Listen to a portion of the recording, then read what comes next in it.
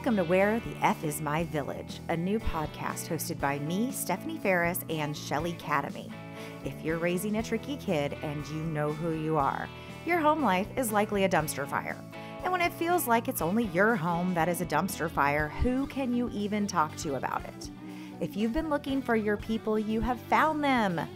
Welcome to our village, where we hope you can feel supported and also laugh at the craziness that comes with raising a tricky kid.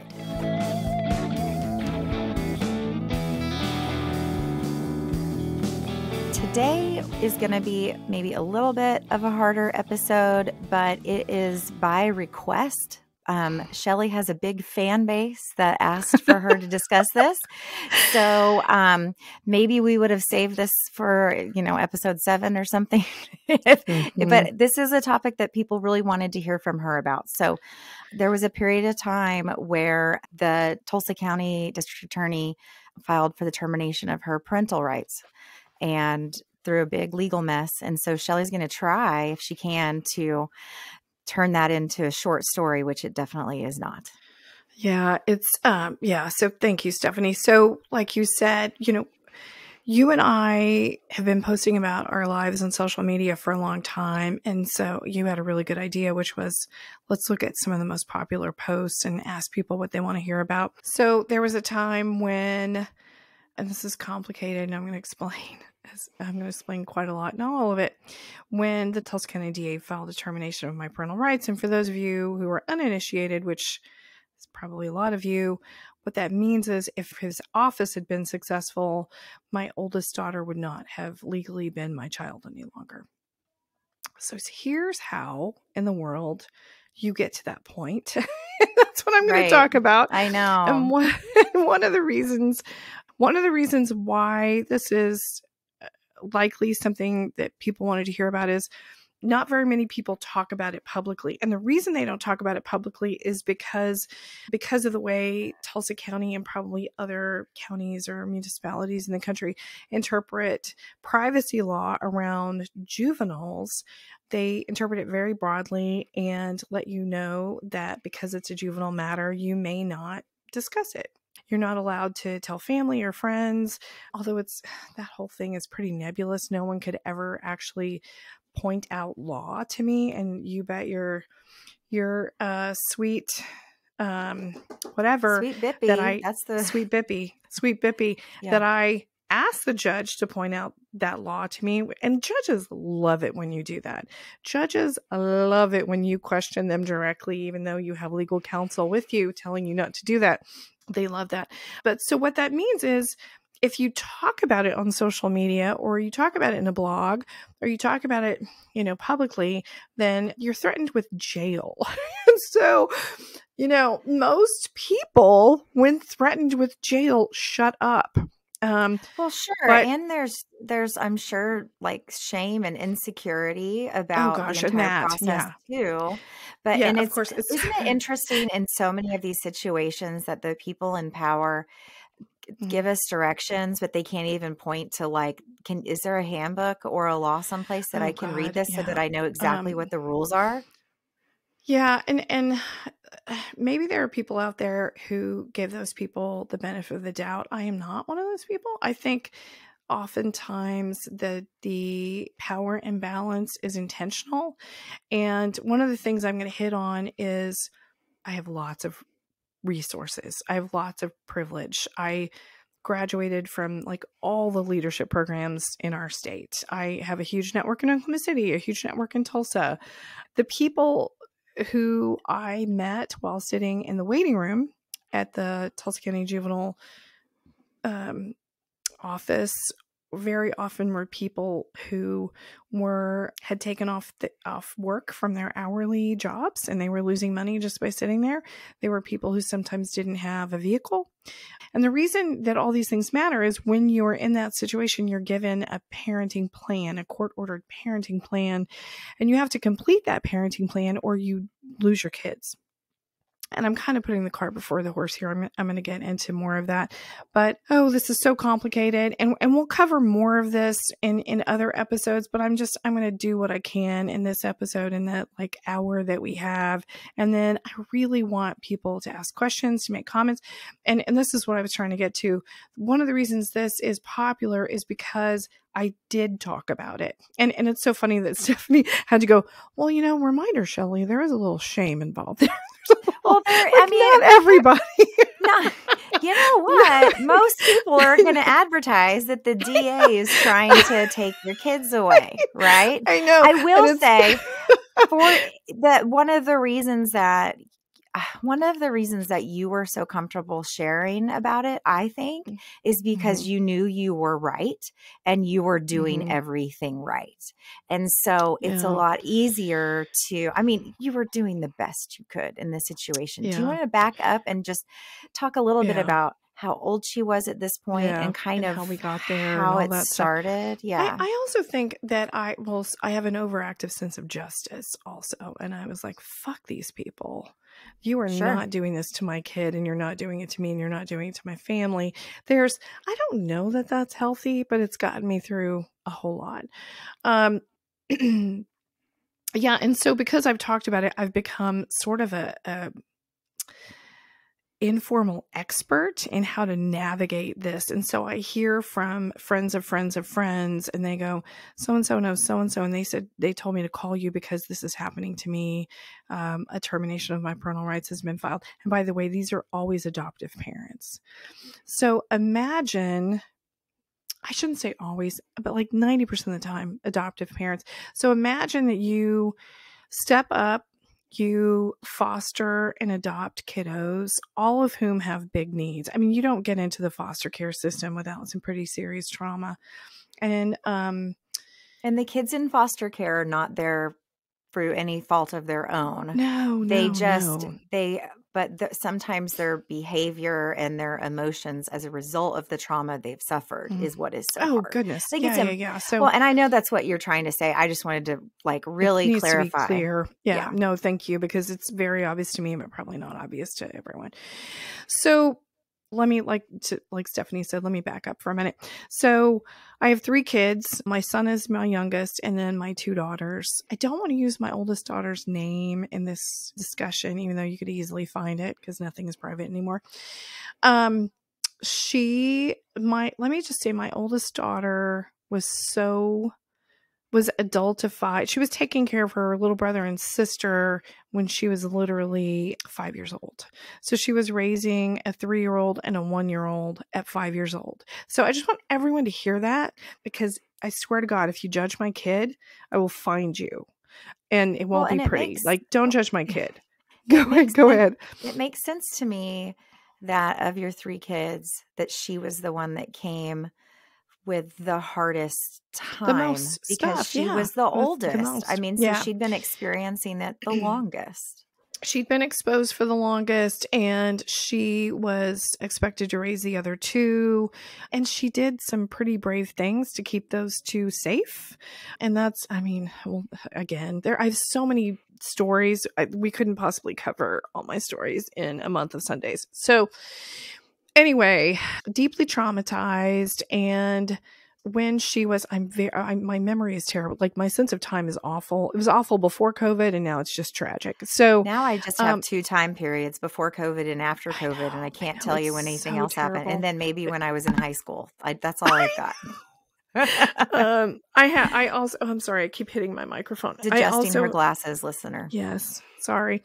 I also have, before I was married the first time, and before I was married the second time, and after I was married the second time, like, I have chunks of marriages separating things. That's about it. Yeah. Anyway. And villagers, I can't wait till we have the episode where Shelley explains that she married and divorced and then married the same man.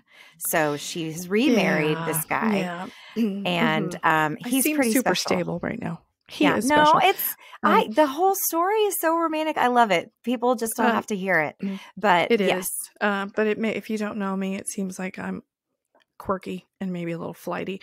So anyway, My oldest daughter, I'm trying to say this in a way that sort of gets the point across, but doesn't damage my children. My oldest daughter behaved in some ways regarding one of her younger siblings that meant I had to report that behavior to law enforcement and report that behavior to the Department of Human Services, which is CPS in Oklahoma. And then I had to very quickly get her into specialized inpatient psychiatric care that did not exist in Oklahoma because, side note, we don't fund a damn thing. We got really low taxes, but darn it, you can't get psych care for your kid. Because I mean, we don't if there's fund an anything. emergency, if you don't good luck with have that. resources Good to luck with start that. pulling strings and throwing money at things, you're well, at the and we're going to get there because I pulled the hell out of some strings. So I did. So anyway, and again, I'm telling very complicated stories in a very short amount of time. So I did all the things. I reported myself appropriately and everything. So I found this inpatient psychiatric facility in Arkansas. They said they would accept her. She met criteria, and that is when we talk about mental health care in other episodes, you're going to hear that a lot because you have to meet criteria in order for insurance to pay and in order for the psychiatric facility to accept you. She met criteria without any trouble. But then our state's Medicaid program, which when you foster and adopt in Oklahoma, your kids are automatically in the Medicaid program. It's called Sooner Care. Sooner Care denied my request. And, sometimes that's just a business model. Like sometimes they say no just because most people won't go back and ask again. So I asked again, got denied again. So let me paint a picture. I think she was 15. 14, 15 in there somewhere. I've got a 15-year-old kid deeply, deeply in need of inpatient psych care who is also a threat to her little sister and little brother because of the behavior that she exhibited. And Sooner Care has turned me down twice. Right. And what are you supposed to do? Yeah, I mean, you legally can't have her in your house, and you legally can't not let her home, right? I mean, you're trapped. Yeah, I mean, it's just the ultimate catch-22. But then there were so many catch-22s after that one, and after there were so many. It's a virtually impossible situation to be in. And by the way, I mean, yes, you can pay cash at these hospitals, but 30 days would have been thousands and thousands and thousands of dollars, and she needed to be in for 8 to 12 months. And so, I mean, I've always managed financially to support 3 kids, but that's a chunk of change. Like I couldn't have done that. And so I threw up the bat signal and said on Facebook, and we can find this post, put it out on social media again. I said, hey, I am desperate. I'm throwing up the bat signal. My oldest needs specialized inpatient psych care, been turned down twice by Sooner Care. I am shameless. If you can pull a string, pull it. And let me say, I've used my white privilege on behalf of my kids more times than I can count, because you know what? They don't fucking have white privilege. No, they don't. They don't or have adult it. Privilege or savvy or adult privilege. Or I mean, they're kids. And so there are very few times when I will be just shameless. But when it comes to my kids and their safety, yeah, I mean, all day long. I'll ride naked through the streets if I need to, although it's probably not. Has it come to that yet? It hasn't. And I probably wouldn't get much out of that. I'm just saying. Alternative methods. Okay. Yeah. So I had some lovely, lovely people step up and make some calls to the person leading Sooner Care at that time. And I'm not going to say who they are because now they're in Congress. Of course they are. I know. Of course they are.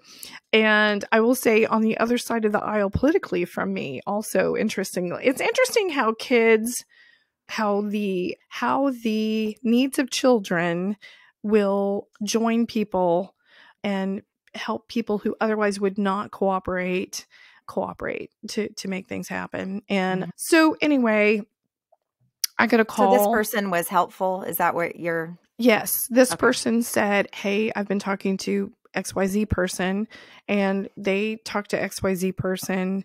And I mean, you can Google all of this, but I'm going to make you Google it. I'm not going to name names. And you're going to get a call, right? So I get a call. This is so silly, but I have to tell the story. I get a call on a Saturday from some poor person who is a staffer, who is a staffer at Oklahoma Healthcare Authority. And someone has literally made her say this to me. And I feel terrible for this woman. And she called and she says, Miss Academy, I'm so-and-so at the Oklahoma Healthcare Authority. And your last email was just so persuasive that we have decided, I'm not shitting you. And I feel terrible for her. That must have been a great email. It must have been such a great email. It was so persuasive. Suddenly, we've given it another look. We have decided to approve your daughter's care in this hospital in Fayetteville. She said, would it be possible to do an intake tomorrow? So tomorrow is Sunday, right? And I said, yeah, of course. I can get her up there. I can do whatever I need to do to get her up there. You just tell me when you want her there. And she's like, do it Sunday. So I call the guy. All of these hospitals have an intake guy, right? Who meets with you and explains what everything's about. And they ask you questions, all that stuff.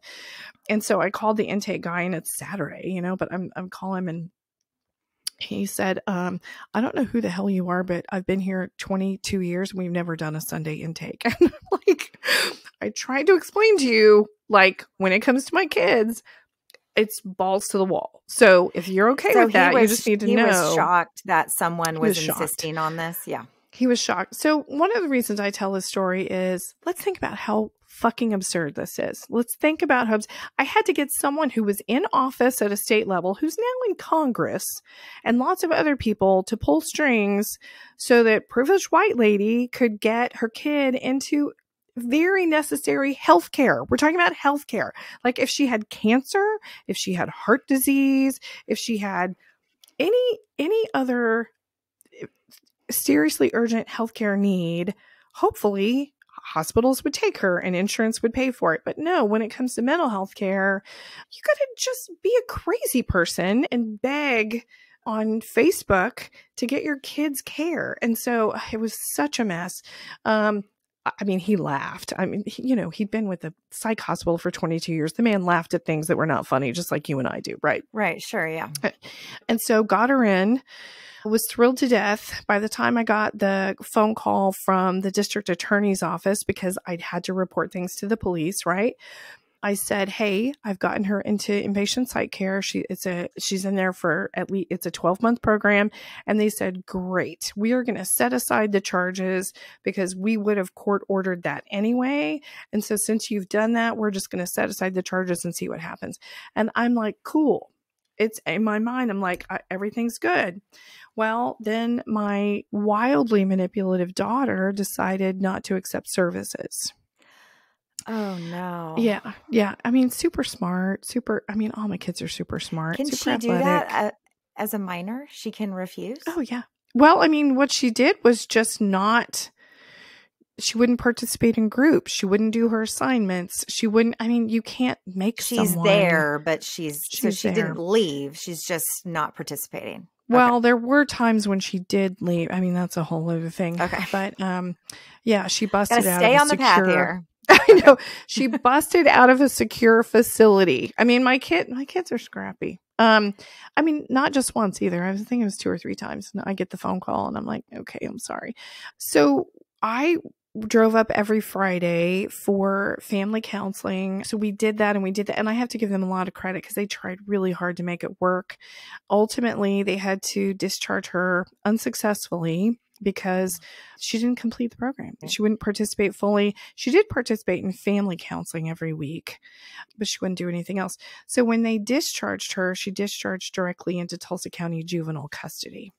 Oh my. So I had to go pick her up and drive her. And God knows how I did that. Looking back, I thought about having an ambulance get her. And this is, we just talked about this, the kind of case management that you do with your kids. I'm calling law enforcement between here and Arkansas saying, is there any way that you can drive her? Or is there some way that you can give me an escort? it turns out, no, you can't do that. And, you can't Google that either. You cannot Google, go get my unstable kid in Arkansas and drive her to Tulsa. That's not a thing. So were you concerned for how that couple-hour drive was going to go? Is that Oh what that God, was? yes. Okay. Oh Yeah. goodness, yeah. Because I mean, it could have been incredibly unsafe. incredibly unsafe, because my oldest has impulse control issues, and it's not, for those of you who are not familiar with it, it's not that she's just a jerk, right? I mean, it's literally that her brain is experiencing fight, flight, or freeze. And so when you have someone like that in the back of a car and you're driving down, a highway, they can jump out, they can try to grab the wheel, they can try to kick the shit out of you, they can try to kick the glass out. I mean, and this stuff had happened, so Well, and it wasn't theoretical. and she's being transferred to juvenile custody. So To it's not like jail, she's going right? to a great place. Like, It's not you're not like I driving was her like, to Disney hey, World. yeah, You're I'm not, like driving her to yeah, custody, which I yeah, mean, that's right. going to trigger all of those things. Right, exactly. I mean, so it was just a terrible situation. I mean, we're not going to a spa, right? We're going directly to Tulsa County Juvenile. So I take her there. I honestly don't remember a lot about that drive. I know she didn't speak the whole time. I do remember that. Anyway, we get there. I drop her off. I mean, it was more complicated than that, but I talked to the assistant district attorney that Monday or whatever the next day was. And the way that juvenile justice works, it's supposed to be restorative. Like, there's a reason that juvenile justice exists separate from the adult system. The adult system is pretty darn punitive. The juvenile system is supposed to help kids stay out of the adult system. So it's supposed to be restorative. But again, Oklahoma, our taxes are so low that we don't really fund anything. There aren't a lot of resources for Tulsa County Juvenile to refer kids to. And my kid is a smart kid who, again, was fight, flight, or freeze. And so everywhere they placed her, she ran away. Right. Like every single everything. Right. So she was at the actual juvenile facility for a while. And again, my memory is not great. I don't know how long it was. The memory is going to be shaky because you were at such a heightened state of stress that you just aren't going to remember it all. That's okay. It was not good. So she was at the facility for a while, and then they decided to place her in like group homes and other places around Tulsa. But then when she like escaped all of those places, then they had to find other places for her. So they put her as far away as 2.5 hours. They put her in Oklahoma City. They put her hours away, and she would bust out. So what happens is, when the juvenile system runs out of resources, which they very often do, then for whatever reason, and I swear, if I can get this changed before I die, I will feel like I've done something in the world. When they run out of resources, traditionally what they do is they go to you as the parent and they say, hey, there's nothing wrong with her. Come get her. And I've heard this over and over and over and over. A miracle has occurred in the last 24 hours, and she's ready to come home. It's no big deal, right? And so I literally had someone say to me, this is how teenagers act, Ms. Academy. What? I know. And I just, it's like a boys will be boys type boys will be boys stupidity. Yeah. And so the Department of Human Services had already investigated me, because remember, I had reported myself. So they'd already come in, investigated me fully, and cleared me of all wrongdoing, and actually said in their report, this child needs more resources than Ms. Academy can provide, including inpatient psych care, etc. Ms. Academy is, they found no fault, right? However, what's interesting is the different departments within Department of Human Services don't communicate with each other. There's a theme here, right? From episode to episode, that all of these different agencies and people that we work with and try to advocate through, they don't work together. No. And with DHS, now this is years ago, but I'm not super convinced it's changed. the people, I mean, I'll get to this part. The people in the different departments I was dealing with literally explicitly said to me, we don't talk to that department. That's a different department. So I'm not saying different agencies. I'm saying different departments within the same organization, and they both said, oh, we don't talk to that department. Yeah, we're on the And these second are the floor and people, they're on the third floor, yeah. so you're And out of luck. remember, it's the Department of Human Services. These are people who are supposed to be caring for humans, and in this case, children humans, child humans. Yeah. Anyway, I'd been cleared. However, the Tulsa County DA and there are juvenile workers involved as well. There are several different players basically said, hey, there's nothing wrong with her. Come and get her. Okay. And by the way, you get these phone calls in the middle of the day, and I've always done economic development or worked with, now I'm a consultant. I'm working with business and company owners. I've never had like moments where I could take a call from the assistant district attorney and go, oh, you need me to come get my child now, or you're going to put me in jail? Like, that's not I can't just stop what I'm doing and go do that. And so they said, come get her, or we're going to charge you with abandonment. Oh my good grief. And this is, I can't say how typical this is. Like, I get a call at least once a month, and have for the last 7 years, from someone who said, somebody told me that you've already been through this and I need help. Yep. They're trying to figure out what to do. Because you know what? I mean, my friend recently, what she went through, just knowing DHS has your name and number is terrifying. It is completely terrifying. You don't know what to do. And you can't really like go on Snapchat and ask your friends for help. No. So I said, no, I'm not coming to get her. She's a danger to my other 2 children.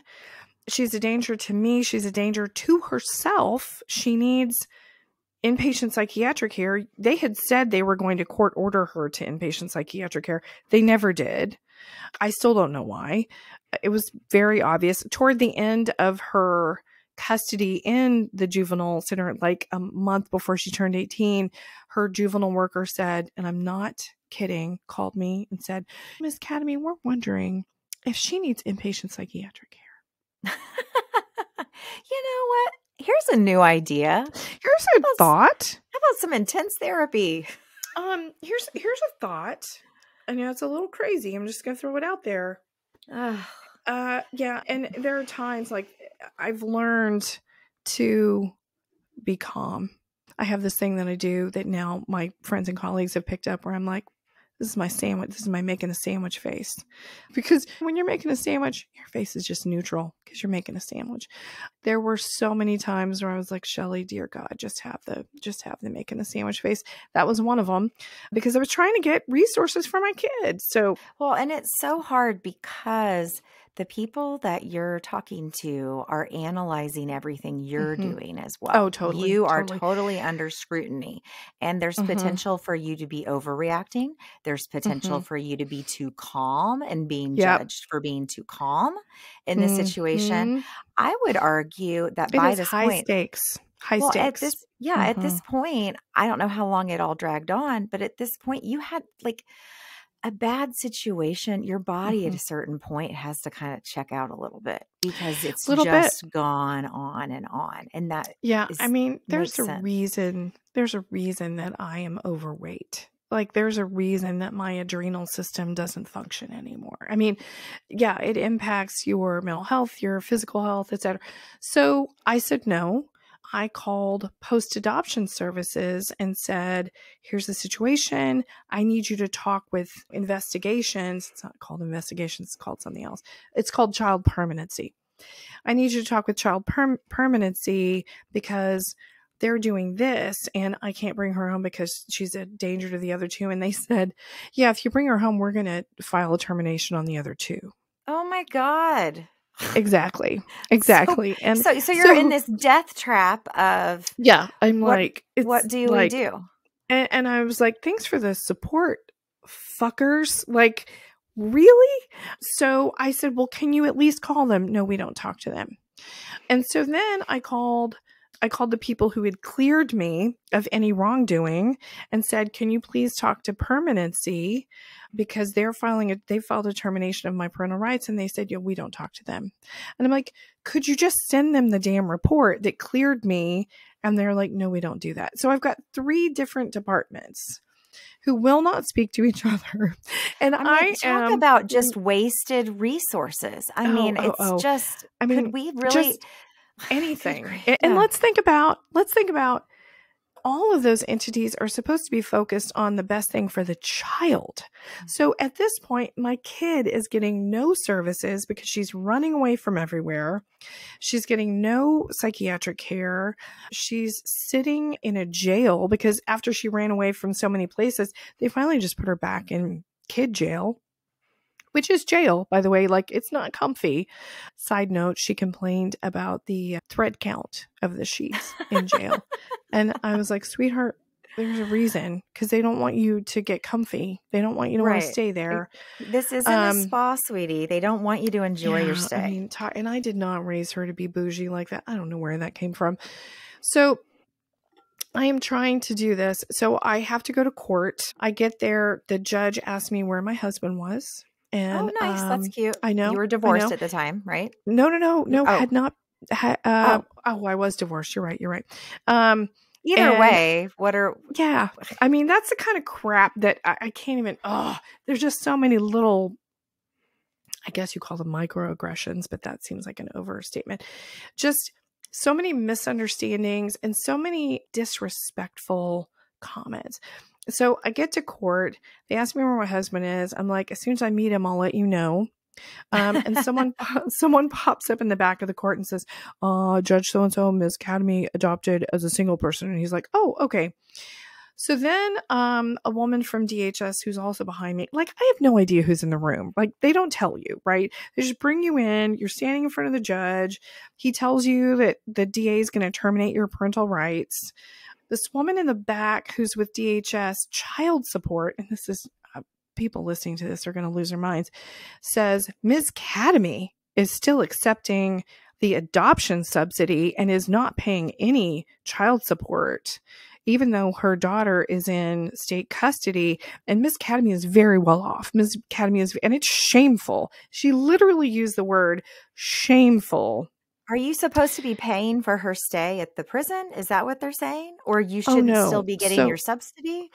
So by this point, I had hired an attorney because someone very smart said, it's cool that you're trying to be collaborative and all, because I was like, because at this point I'm still naive. I'm like, I'm sure if I just go into that courtroom and I'm collaborative, I'm sure it's a misunderstanding. No, it is terrible. Right.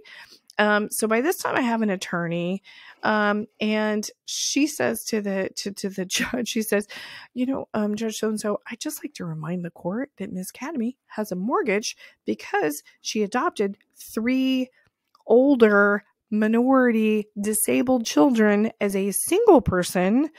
And so I wonder if we could just consider that as no, they want you to pay child support to the state of Oklahoma if your kid is in custody. So because I would not bring my kid home, technically she was in foster care. She was in custody of the state of Oklahoma.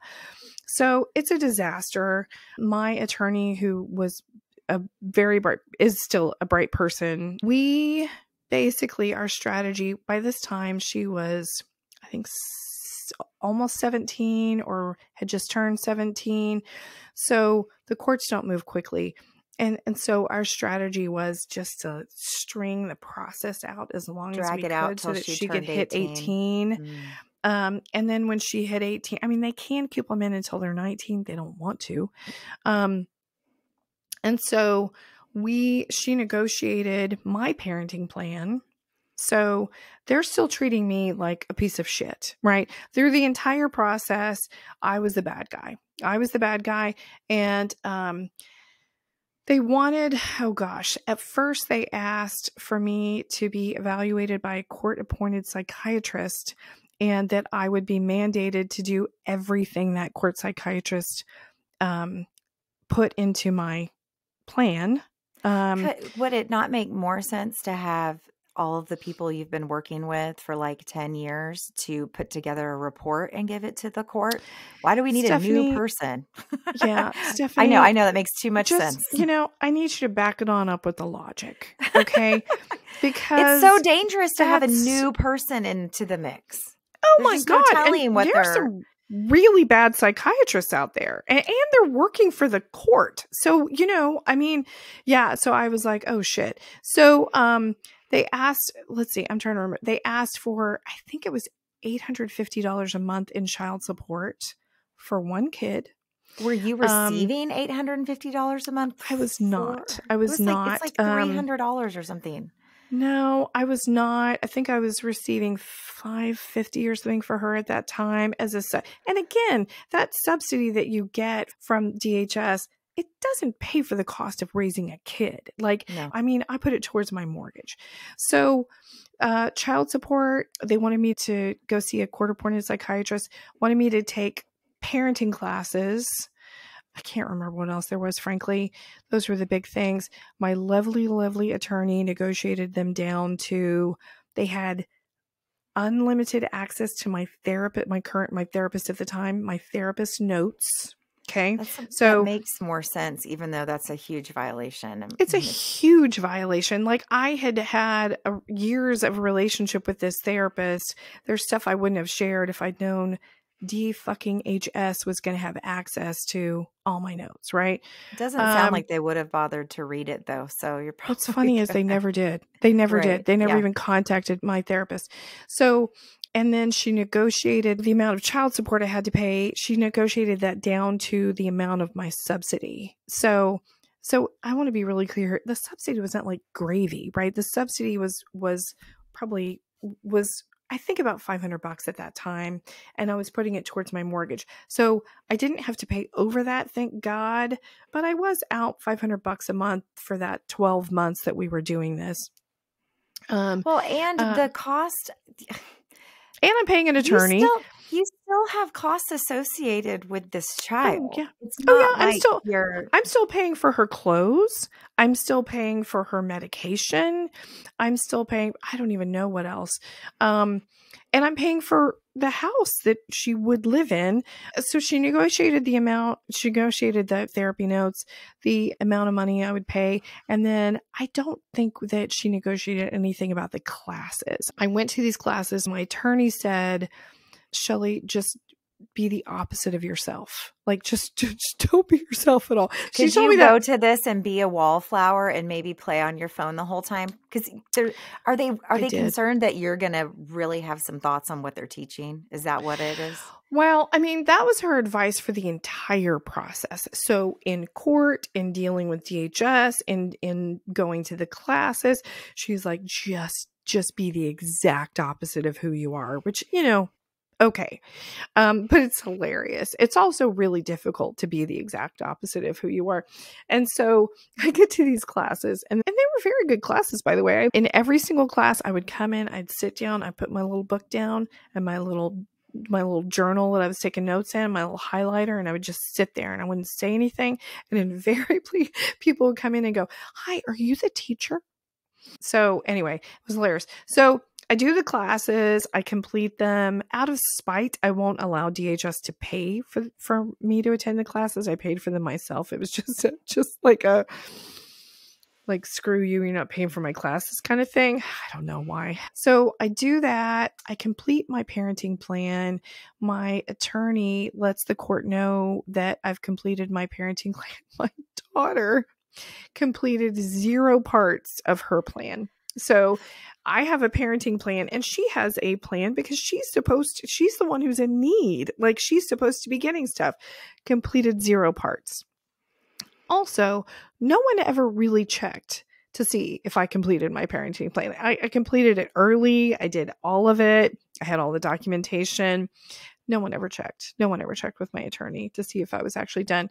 So, and let me say, I'm laughing about this now, but it was so remarkably stressful. And my other 2 kids suffered because I had a big job at the time. I was running an organization. I actually met with a spiritual advisor who had dealt with some pretty tough stuff himself, and said, you know, maybe I should just be quiet. I'm trying to decide. Maybe I just shut up and I stop advocating for how fucked up all this is. And, or do I continue being loud because, you know, I don't want to lose my kids, but I also just feel like this is so unfair. And so many people are going through this who don't have a voice. Well, and It's funny. also just many, many, many people are not as savvy as you. So, Well, or you know, as stubborn, you know? right. I mean, it's just, I called, this is what they said, you know, this Yeah. is a nightmare. And Yeah. and they don't know what else to do. They don't have No. all these other people to call, and the tenacity as well. Yeah. Tenacity is a good word. So the whole time I was very concerned that I was going to go to jail. Because they have all the power. They have all the power, and there's no scrutiny because of those privacy laws. And during this time, I literally had if I go to jail plan. I had two friends who, one, they always knew when court days were. And we had a plan. I would call or text them by 4:00 in the afternoon each time I had court. If they didn't hear from me by that time, one of them knew to go get my other two kids and take them to an undisclosed location. And I am not kidding. And in my mind, I'm like, we're going to Mexico. Like, it's just that is always my solution to everything. And I'm joking, but I know you really we're thinking we're going to go to Mexico. Seriously, yeah. I'm like, where are they going to extradite me? What states have like cooperating agreements with our DHS? You know, like I'm researching this stuff. I'm literally researching it. You're in the upside down. I mean, you're just in this alternate universe that once you get sucked in, and I feel like we observed this very recently with my friend, it's like once you get sucked in, you're just, how do I get out of this? Because it feels, the upside down is a great description. I mean, I always said it felt like Alice in Wonderland, but and a thing to me, and a thing to me that I want to say is that people who haven't been exposed to any of this, if they in passing heard your story, they would, I feel like the judgment is like, well, they wouldn't be doing all of this if she hadn't done something wrong. Yeah, she was, I'm sure. I mean, listen, she's surely doing something wrong. I mean, listen, they're doing all this stuff. They've got 3 different departments at this agency involved, you know, and I have heard that from people I know when talking about situations, and I kind of just want to slap them, but there's no benefit of the doubt because there's no frame of reference for them. Well, and I mean, I get it. I mean, if you don't live in this world, I mean, I always say, I feel like I live in the Matrix, right? And I hope some of the people listening are not too young to know what the Matrix is. Well, there's a new Matrix that came out recently, so maybe they saw that one. Oh, thank God. There was like a reboot or something that I have not seen. Yeah. So, I mean, if you've taken if you've taken the blue pill, okay, you see all this, right? If you haven't, you're blind to it. And there's a reason you're blind to it. I mean, I'm not judging people for being that way, but I mean, before I became a parent in this way, I probably would have been one of those people who said, well, you know, there's got to be more to that story, because they wouldn't be doing, I mean, the justice system is fair, and they wouldn't be doing all that if she hadn't been doing, you know, something wrong, blah, blah, blah. So the other thing was, my other friend is in PR and marketing, and her job was to jump on social media and call the traditional media and let them know that I was at David L. Moss. And I'm not kidding. Like, we had that because you'd plan. kind of been quiet to a point, but at that point, it's like, we're going nuclear. Well, I hadn't really been quiet. I had been exactly the opposite of what they told me to be, because I decided I was going to go balls to the wall and be loud. And I honestly thought I was hedging my bets. I thought if I was really loud and they put me in jail, there would be an outcry because people would be aware of what was going on. And and I mean, sadly, public pressure matters. Then people are looking at this judge and what they're deciding. Yeah. And so I didn't go to jail. Now I will say the judge, God, and my husband doesn't practice as an attorney, but he has a JD. and was furious about this, and also was not my husband at the time. So the judge made me take my blog down. So not just the parts that were relevant to what was happening with my daughter. She had me take the whole thing. So it was years of my writing, and my poor attorney, gently, I mean, these attorneys, they practice in front of the same judges all the time, so they can't be assholes, right? Right, because they're going to be back in there next week with somebody else. Exactly, back in front of that judge. And so my poor attorney tried to intimate, like, that there were probably some constitutional issues with making me take my blog. Are we familiar with free speech? I'm just curious. It didn't matter. It didn't matter. And so and at that I point, had to it's take like, the whole thing down. Do we need to go to the Supreme Court over my blog right now? Okay, we're going to have to just lose on that one. Well, seriously, I mean, I did talk with friends. I'm like, God, do I push this? Do I not? So I pulled it down. I pulled the blog down temporarily until we, for like a year, so that I would not go to jail, and so that my other two kids wouldn't be abandoned. So this entire situation unraveled over what, 18 months? It was about 18 months, I think. About 18 being months. Under stress and constantly time. worried that you're going to be arrested for 18 months. Yeah, I mean, that you're going to lose your kids, that you're going to lose all your kids. Because the thing is, in Oklahoma, if your rights to one kid get terminated, it may be just that one kid for a while, but eventually they're going to get the rest. And I guess the logic is there that if you can't, if you can't deal with one, yeah. So I wasn't sleeping because it was just there was just lots of anxiety, and I manage anxiety pretty well. I'm pretty sturdy, but it was a lot. It was a lot. And so I became an Uber driver at night. Oh my gosh. I'm not kidding. Look at you. Like, you couldn't just lay in bed pissed off that you weren't sleeping. You had to go be productive. I might as well. Oh, you needed money, I'm sure, to pay for all this. What a living nightmare. Well, and I mean, I didn't earn much money because, I mean, it's anyway. But if anybody's waited tables, I waited tables to put myself through college and grad school. And there's some immediate gratification from waiting tables. You greet the table, you take their order, you place their order, you pick up their stuff, you take it to them, you step in a couple times, you take their money, and then you go to the next one. It's simple. And that is what being an Uber driver was for me at that time. You were getting to complete a task successfully. Yes, complete a task. And more importantly, the people who got in my Ford Flex didn't expect anything from me. I was not Shelley Academy. I was the Uber driver. Preferably don't talk to us. Please don't talk to me, Uber driver. Sometimes I didn't pull it's that awkward. off very well. It's awkward. So sometimes I didn't pull that off very well. People would go, "This isn't all you do, is it?" And I'm like, "No." So I mean, again, are you an attorney Uber driver?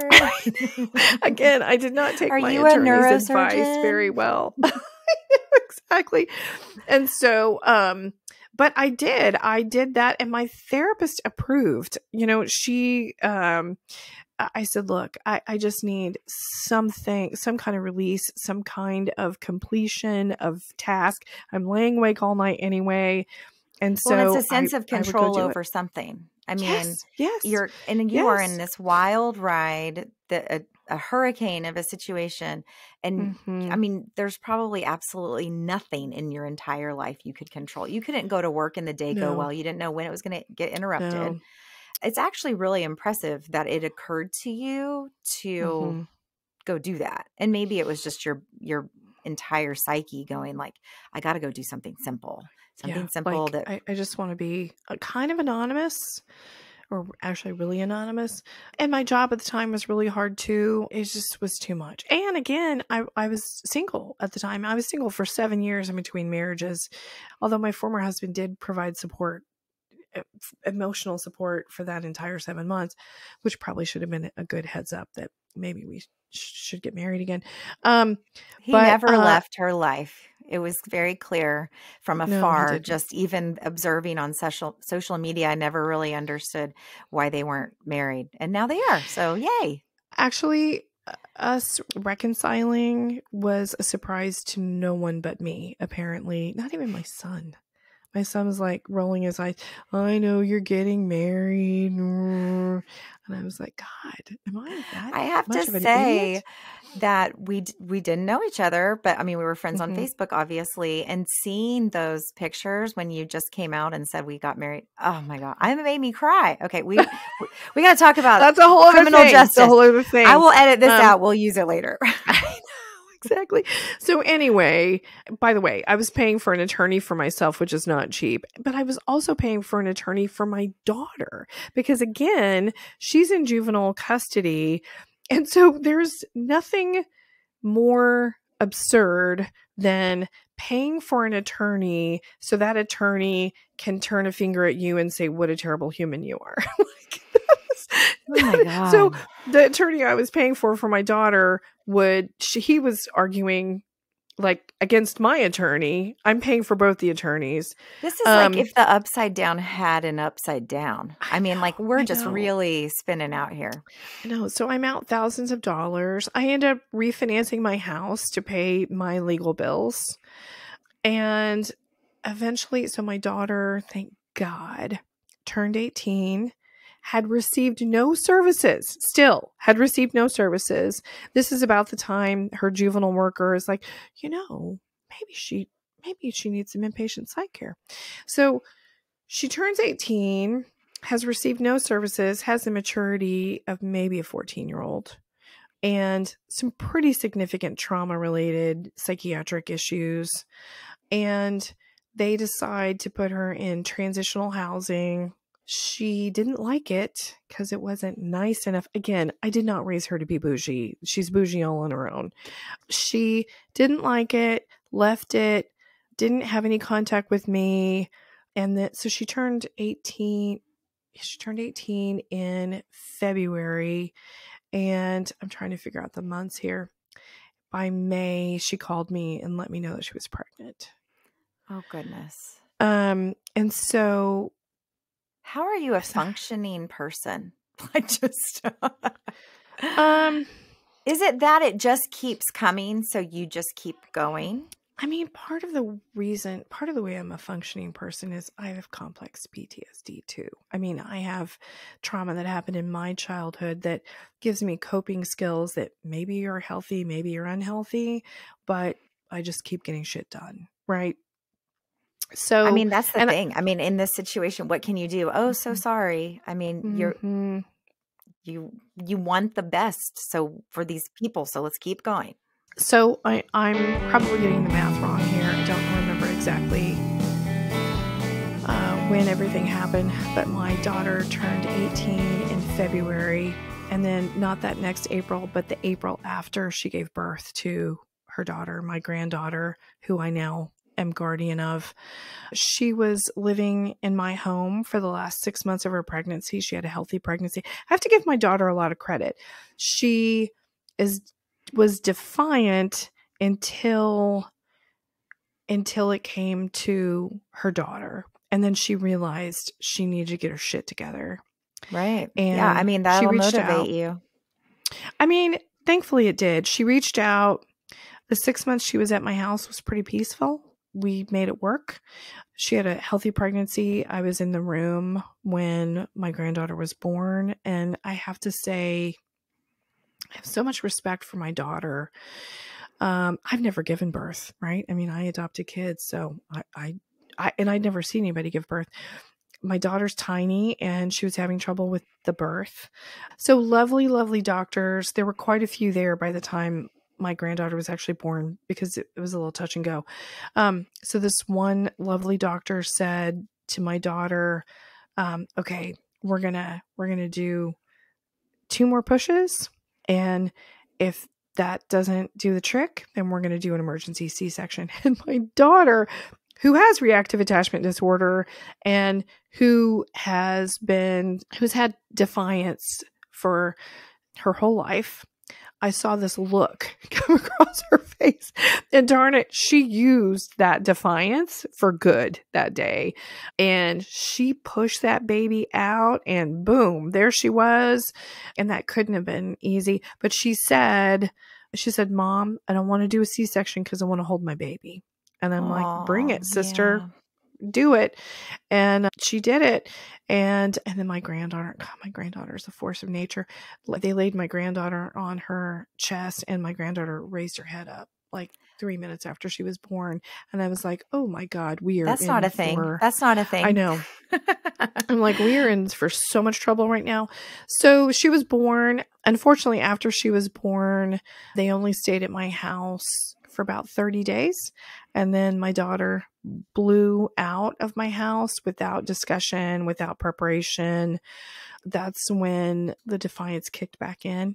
That's incredibly difficult. There's a lot of anxiety knowing that your unstable kid is out in the world with a 30-day-old child. There's nothing I could do about that. And by the way, by now, the Tulsa County Juvenile is finished with her. They're not providing services. She kind of boomeranged back and forth over between my house and other places, got her own apartment at some point, was in a series of pretty negative relationships with men. And then, a couple years ago, I decided that I was enabling her when I thought I was supporting her and stopped doing that.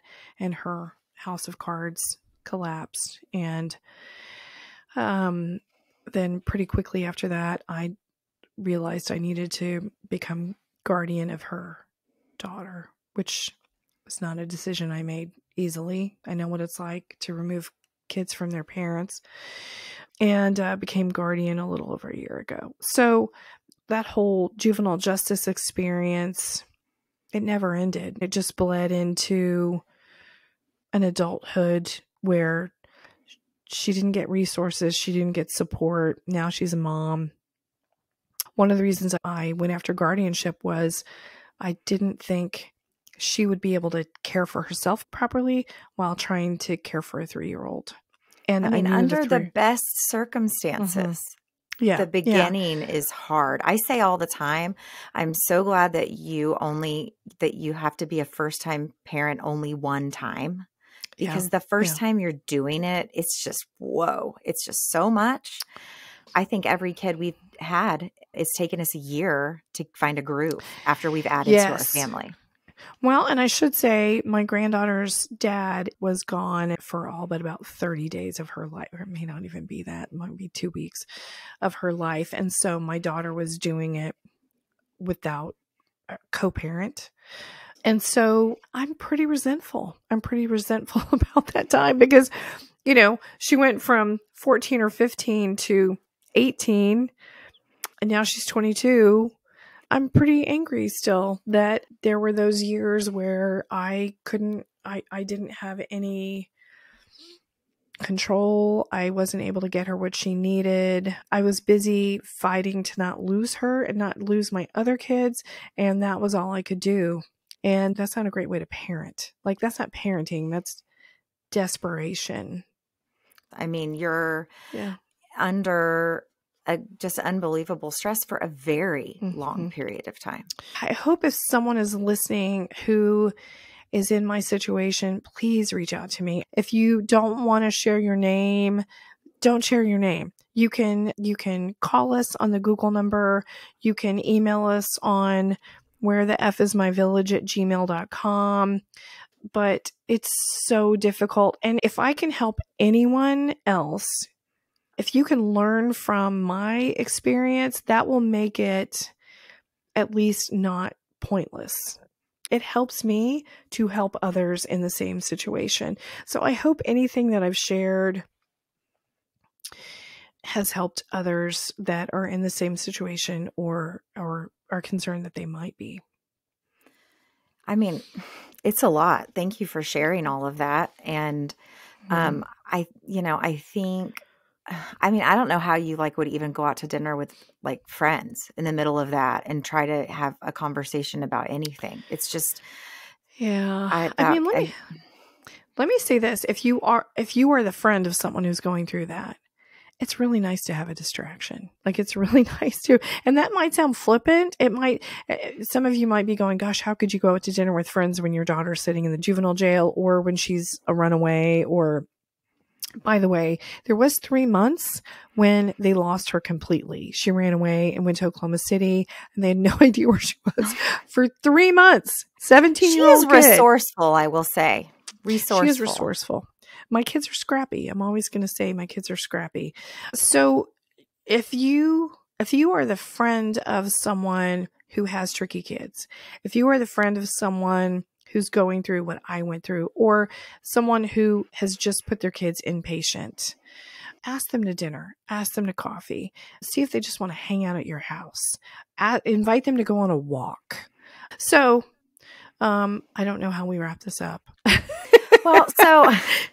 Well, so this was, I mean, obviously a lot of information and a extreme situation, but I think the thing is that parents of tricky kids, if you look at the statistics of those children that aren't given support that they need, and when I say support, I mean like medication, therapist, support at school, any of our tricky kids we could end up in a situation that is similar.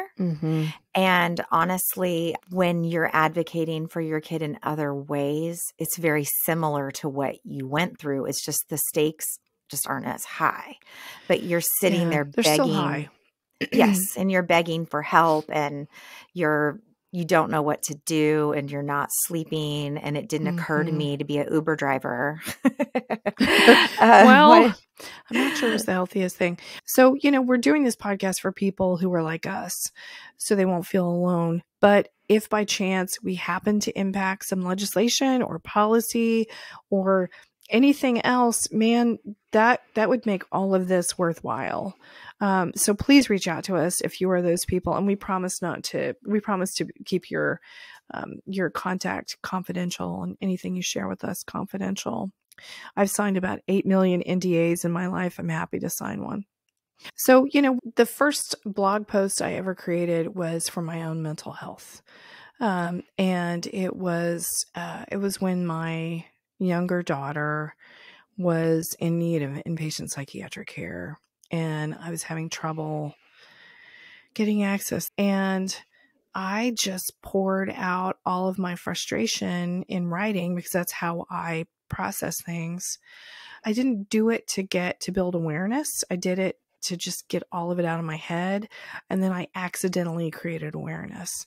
And then that awareness built into more and more posts, and now eventually this podcast.